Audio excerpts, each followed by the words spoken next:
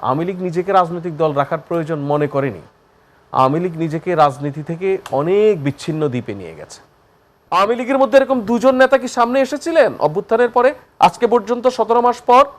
কেউ বলেছেন যে আমার দলের এই ভুল এগুলিকে বাদ দিয়ে সামনে এগোনো উচিত? এমন এক দানবীয় সংগঠনে পরিণত হয়েছে, এই দানবীয় সংগঠনে থাকা কিছু ভালো মানুষ এখনো এটা বোধ করছে না যে আমি আমার দানবদেরকে রেখে এসে আওয়ামী লীগকে রক্ষা করতে পারি। আমরা শুধু ডেমোক্রেটিক পার্টটুকু, দুধের শুধু স্বরটুকুকে দেখছি। এই দুধ স্বরটা যে দুধ ছাড়া আসতে পারে না, সেই জায়গাটা আর বিবেচনা করছি না। রাজনৈতিক দল হিসেবে আওয়ামী লীগ আগামী নির্বাচনে অংশগ্রহণ করার সুযোগ থাকলে একটি অন্তর্ভুক্তিমূলক নির্বাচন হতো, আইডিয়ালি কেতাবি কথা হিসেবে ঠিক। কিন্তু আওয়ামী লীগ কি তাদের গত 17 বছরের অ্যাটলিস্ট যেই শাসন ব্যবস্থা জারি রেখেছে তার মধ্য দিয়ে নিজেকে রাজনৈতিক দল রেখেছে কিনা, সেই দায়িত্ব তো আওয়ামী লীগ নেয়নি। আওয়ামী লীগ নিজেকে রাজনৈতিক দল রাখার প্রয়োজন মনে করেনি। আওয়ামী লীগ নিজেকে রাজনীতি থেকে অনেক বিচ্ছিন্ন দ্বীপে নিয়ে গেছে। তো যেই দল এখন আর রাজনৈতিক দল কিনা, এটাই একটা আলাপের বড় বিষয়। যে একটি রাজনৈতিক দল আয়নাঘর প্রতিষ্ঠা করে, একটি রাজনৈতিক দল মানুষকে নির্বিচারে হত্যা করে, একটি রাজনৈতিক দল একটি শান্তিপূর্ণ নিরস্ত্র আন্দোলনের উপরে তার রাষ্ট্রের সকল বাহিনী লেলিয়ে দিয়ে হত্যা করে। তো এরপরে যদি তাকে আমরা রাজনৈতিক দল বলি, তাহলে যারা রাজনীতিটা করতে চায় তারা আর উৎসাহ রাজনীতিতে পাবেন বলে আমি মনে করি না। আর হচ্ছে ভাই যেটা বলছেন সেটার সঙ্গে আমি একমত। আওয়ামী লীগের সব মানুষ তো আর খুনি নয়। তো আওয়ামী লীগে তো কিছু ভালো মানুষ থাকতে পারে, আছেন হয়তো। আওয়ামী লীগের কিছু ভালো মানুষ এখন আওয়ামী লীগের সমালোচনা করে হলেও বোঝানোর চেষ্টা করেন আওয়ামী লীগ কতটা জরুরি। হ্যাঁ, তো সেই জায়গায় আওয়ামী লীগের এই ভালো মানুষগুলি অভ্যুত্থানকালে অ্যাটলিস্ট, আমি 17 বছরের জুলুম নির্যাতনের গুম খুনের কথা বাদই দিলাম, আওয়ামী লীগের এই ভালো মানুষগুলি কখনোই কি তার নেতৃত্বের এই যে প্রয়োগ, এই যে অপশাসন, সেটাকে প্রশ্ন করেছেন? আওয়ামী লীগের এই ভালো মানুষগুলি এই যে অভ্যুত্থানকালে নিরস্ত্র মানুষকে নির্বিচারে হত্যা করা হয়েছে সেটাতে প্রোটেস্ট করেছেন?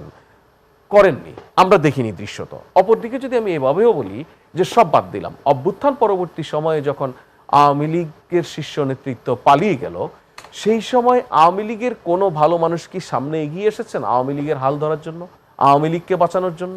আসলে সেই সুযোগটা কখনো ছিল? সুযোগ তো আজকেও আছে। কেউ বলছে আপনার আওয়ামী লীগের পক্ষ থেকে যে আমি তো খুন করি নাই, আমি আওয়ামী লীগ করি, আমি আওয়ামী লীগকে বাঁচাতে চাই? বলেছেন কেউ কোথাও? কোথাও একটা প্রেস কনফারেন্স করেছেন 3 জন আওয়ামী লীগের নেতা একসাথে হয়ে? সেই রাজনৈতিক বাস্তবতা কি আছে আসলে? কেন না? কেন রাজনৈতিক বাস্তবতা আপনি ভার্চুয়ালি করেন না, ফেসবুকে স্ট্যাটাস দেন না? আপনি যদি মনে করেন আপনি সামনে গিয়ে করার অবস্থা নেই, আপনি নিজেকে আগে লেজিটিমেট করে তোলেন কোন না কোনো প্ল্যাটফর্ম ইউজ করে। আওয়ামী লীগের মধ্যে এরকম দুজন নেতা কি সামনে এসেছিলেন অভ্যুত্থানের পরে আজকে পর্যন্ত 17 মাস পর? কেউ বলেছেন যে আমার দলের এই ভুল এগুলিকে বাদ দিয়ে সামনে এগোনো উচিত? আমরা কেউ সামনে এগোতে চাই এরকম কোনো মানুষকে আমরা পেয়েছি? আমার হয়তো ভুল হতে পারে, আপনারা জানাশোনা থাকতে পারে কেউ এরকম সামনে এগিয়ে এসেছেন কিনা। আর আওয়ামী লীগকে নির্বাচনে, ওই আওয়ামী লীগকে নির্বাচনে অংশগ্রহণ করতে দিয়ে মানুষকে রায় দেওয়ার জন্য কথা বলি যদি আমরা, যে মানুষই নির্বাচনে অংশগ্রহণ করে আওয়ামী লীগের বিষয়ে সিদ্ধান্ত নেক না, এটা বললে একটা অভ্যুত্থান যে গণতন্ত্রের চর্চার, গণতন্ত্রের জন্য একটা বড় ঘটনা, সেটাকে তো আমি আন্ডারমাইন করছি।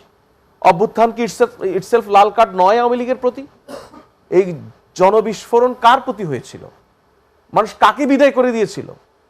কার বিদায় মানুষ সেলিব্রেট করেছিল? এখানে এটা লাল কার্ড।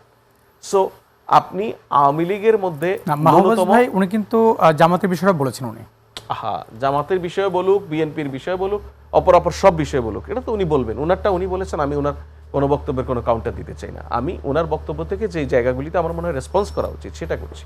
উনি জামাতের ইস্যু নিয়ে বলেছেন, ফাইন, ওনার এটা তো বলার অধিকার আছে। উনি বিএনপি নিয়ে বলুক, উনি জাতীয় পার্টি নিয়ে, উনি আওয়ামী লীগ নিয়ে বলেছেন। আমার কাছে এই যেই জায়গাগুলিতে মনে হয়েছে কথা বলা প্রয়োজন, এই বিবেচনায় যে এইগুলিতে তাকে সুযোগ দেওয়া হয় নাই, সুযোগ থেকে বঞ্চিত করা হয়েছে, এরকম যদি মনে হয় সেই জায়গা থেকে রেসপন্স করা, তো সেক্ষেত্রে আমি মনে করি অভ্যুত্থান ইটসেলফ একটা বড় ঘটনা, যেটার মধ্য দিয়ে লাল কার্ড হয়ে গেছে।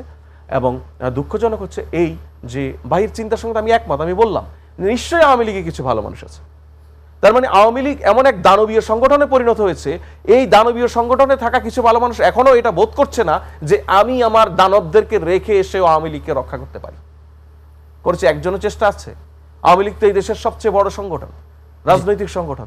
তো সেই আওয়ামী লীগকে কেন এভাবে দানবের সংগঠনে পরিণত করে রাজনৈতিক সংগঠনের জায়গা থেকে সরিয়ে দেওয়া হলো? সেটা তো ইটসেলফ আওয়ামী লীগের ইন্টারনাল তাদের আত্মসমালোচনা, তাদের নিজেদের সেলফ রিয়েলাইজেশন হওয়া উচিত। সেই জায়গায় যে মানুষগুলি বাংলাদেশ রাষ্ট্র বিনির্মাণের জন্য, বাংলাদেশ রাষ্ট্রের গণতান্ত্রিক অগ্রযাত্রার জন্য কাজ করেছেন, কাজ করেন বা করবেন বলে রাজনীতি করেছেন, সেই মানুষগুলিকে তো এগিয়ে আসতে হবে কোনো না কোনো ফর্মে।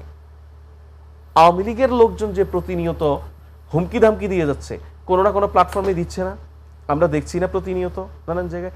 এই মন্দ কথা যারা বলছেন তারা প্ল্যাটফর্মগুলি ইউজ করতে পারছেন, ভালো কথা যারা বলতে চান তাদের জন্য দুনিয়ার কোনো প্ল্যাটফর্ম খোলা নেই। জি মাহবুব, আপনার কাছে কি মনে হয় আসলে কোনো প্ল্যাটফর্ম